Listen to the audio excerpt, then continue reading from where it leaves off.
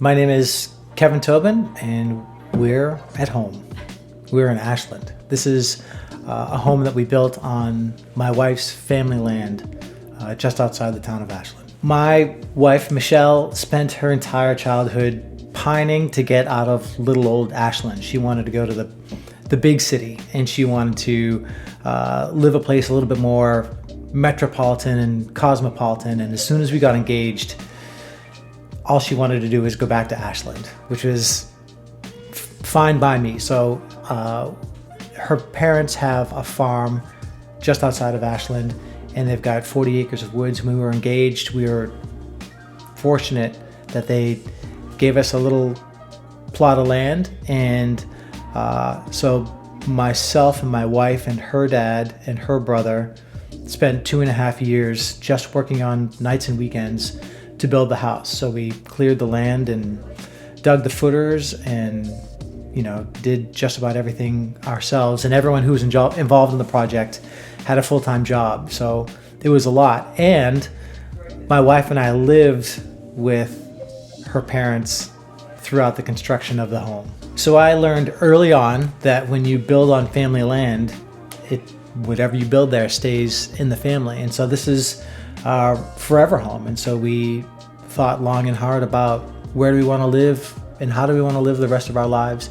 And we were immediately drawn to log homes. And for us to be able to build the log home that we wanted, it was going to take our blood, sweat, and tears to do it. And so we wanted to spend our money on the supplies, and then we wanted to spend our time on the labor. And I know where every single jacked up piece of framing, I know where every mistake is in the house, and it's enchanting to know what's behind the walls.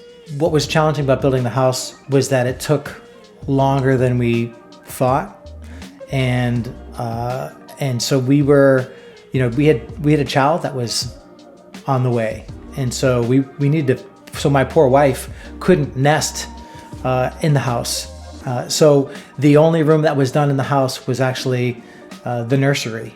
And so she was able to kind of nest in there. And then on Christmas Eve, we cleared all the tools and stuff out of the living room, built our first fire, put the mattress down, and that was our first night in the house. So Christmas Eve means a great deal to us because it's the anniversary of when we moved in.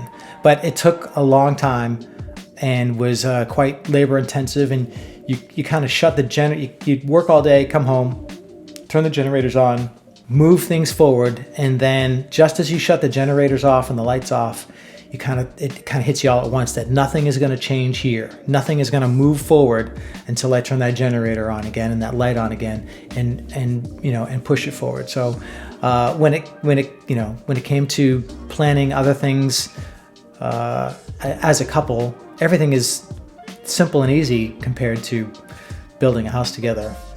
So Michelle and I looked at thousands of home plans and grabbed kind of features that we like from a number of different ones, and then we sketched out our own floor plan and then sent it to a log home manufacturer that's in Montana, and they harvest standing dead lodgepole pine, so there wasn't any trees taken down that were live for this house.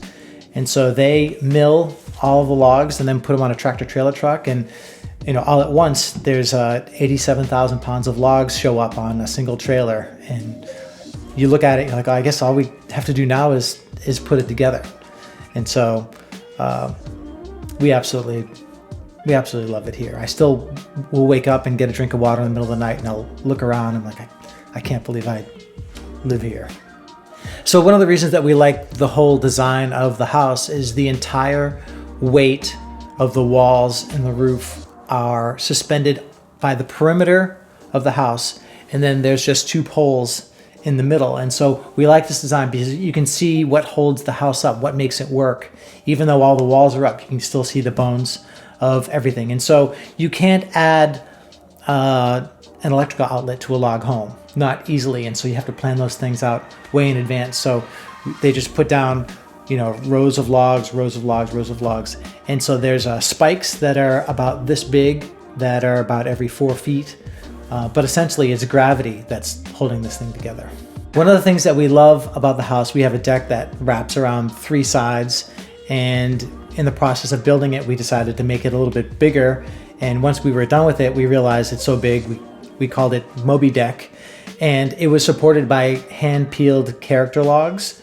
And we treated those to make sure that the bugs didn't get to them, but they ended up decaying over the course of a decade. And so those were round logs that I had to jack up the deck, cut those logs out, and then insert new timbers that are treated, and they're rectangular. So literally putting square pegs in round holes. So it was an education.